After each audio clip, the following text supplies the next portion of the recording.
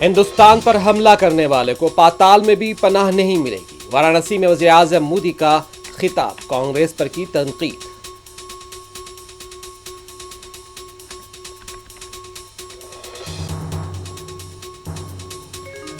किसान बिल की मुखालफत पर मरकजी हुकूमत ने मेरे खिलाफ कार्रवाई की धमकी दी थी। राहुल गांधी का लीगल कॉन्क्लेव के सालाना इजलास से खिताब।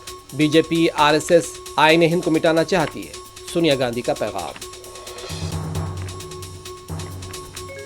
एसआईआर के बाद बिहार में ड्राफ्ट वोटर लिस्ट जारी। 65 लाख नाम हज़फ। पटना में सबसे ज्यादा कटौती।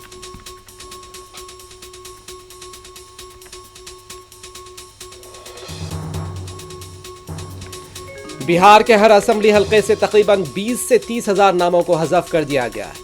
आरजेडी लीडर तेजस्वी यादव का बयान, महजूफ नामों का पता, बूथ नंबर की अदम फराहमी का इलेक्शन कमीशन पर लगाया इल्जाम।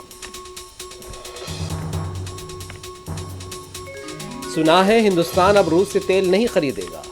हिंदुस्तान का ये एक अच्छा इक़दाम होगा, अमेरिकी सदर ट्रंप का बयान।